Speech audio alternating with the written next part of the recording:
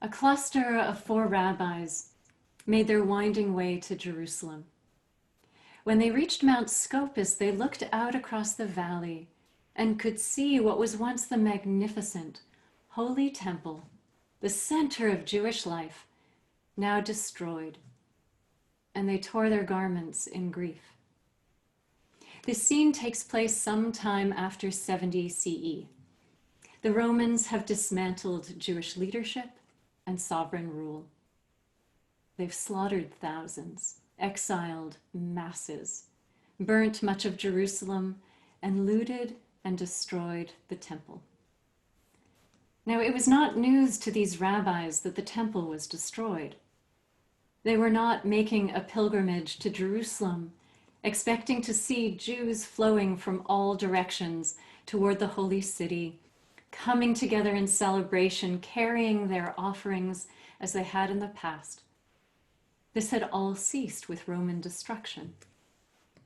These rabbis had fled to northern Israel as the oppression worsened, and there they had been immersed in the most creative, radical work of building a whole new Judaism, new community structures, new interpretations, new practices, a new Judaism that could rise from the rubble. But now, these rabbis were coming face to face with all that they had lost, and they tore their clothes in mourning. The rabbis continued on their journey down through the valley and up to the Temple Mount. There they saw a fox emerge from what was once Kodesh HaKodashim, the Holy of Holies.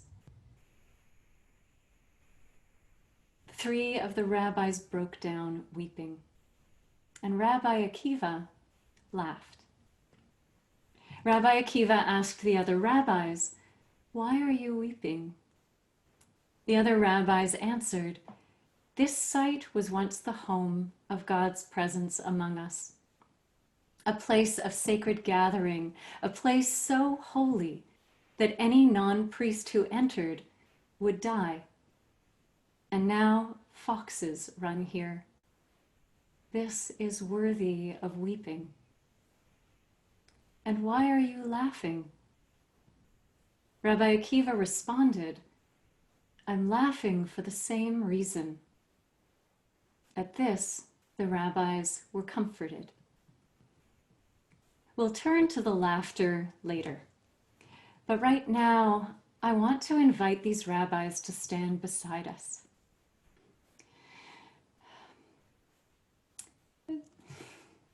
and teach us how to make the essential pilgrimage into our own loss.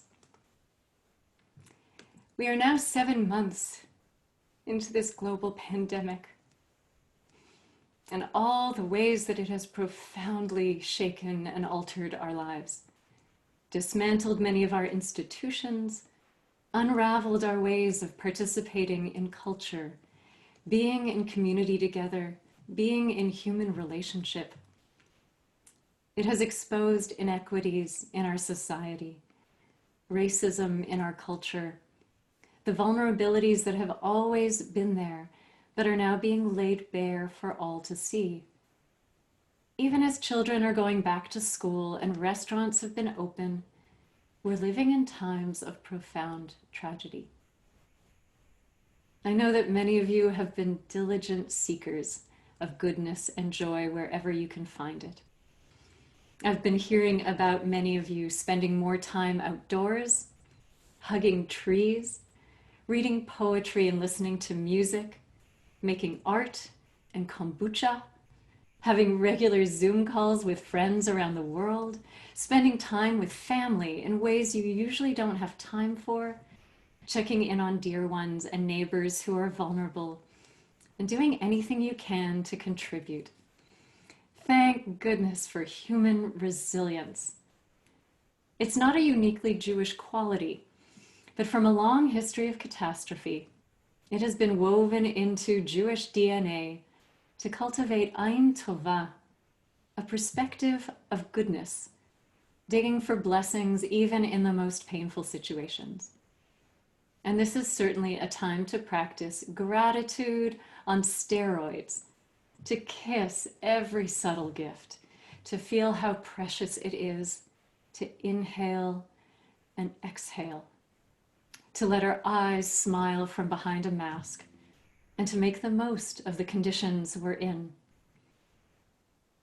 Alongside this, although we live in a wider culture that tends to be grief illiterate and phobic of painful feelings, this is also a time to follow the rabbis of this Talmudic story into a journey of grieving. Our ancestors took a conscious pause from their work of rebuilding. The text doesn't tell us why, but I imagine that they needed to sit in the thick of absence and brokenness, so that what they built could be a tender, attuned, and relevant response to it. I want to make room for us to grieve, so that what we build in our lives, in Jewish community, in society, can be a tender, brave, attuned, and relevant response to it. What have you lost during this pandemic? What are you seeing in the world, in the pain of others, that is worthy of weeping? Just among us, gathered here tonight, gathered in our wider community, some of us are mourning deaths of people we love. Some of us have sat Shiva with faces on a screen instead of being held in the arms of community. Some of us have been ill or have a loved one who is ill. Some of us have not been able to hold the hands of elderly parents in nursing homes or hospitals. Some of us live alone and haven't touched another human being since March. Some of us have lost work or other financial support and are struggling to make ends meet. Some of us work in hospitals, grocery stores, on construction sites, and live with physical risk in order to do our work. Some of us are parents juggling work from home, trying to care for children, losing our minds, losing control, and feel like we're not doing any of it well. Some of us are people of color who have felt the personal shockwaves of racism and haven't been able to bring that pain into the support and partnership of our community. Some of us are stuck at home in relationships that are fraying or falling apart without the networks of support we've counted on. Some of us are struggling with addiction, with depression, with mental illness, and are barely holding on from one day to the next.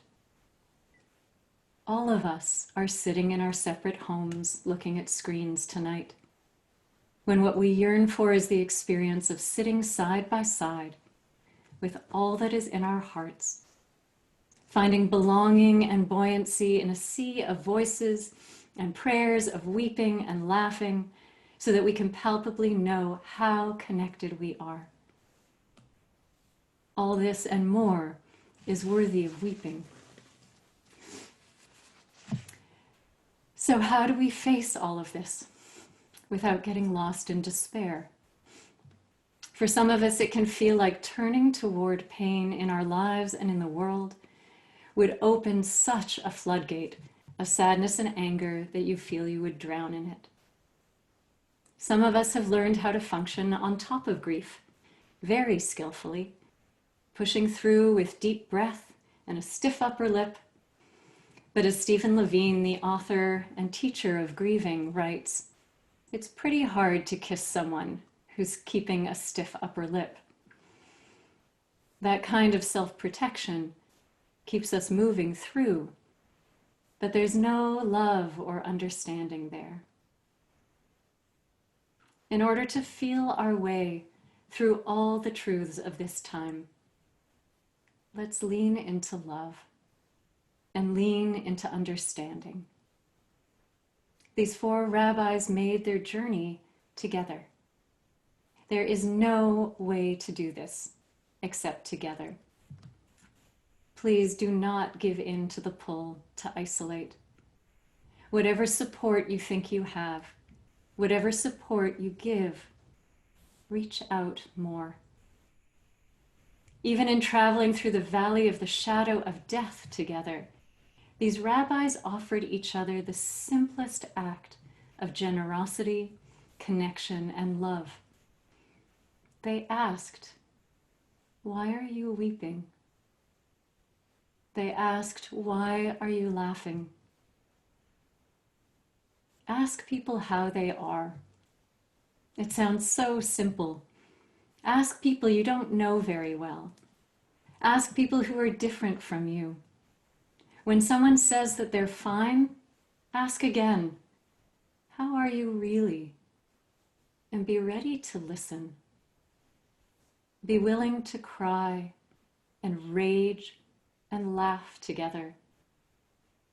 We are each moving through different experiences with moments of resilience and joy worth sharing, and moments of tremendous struggle worth sharing. Rabbi Akiva's laughter rises from this togetherness.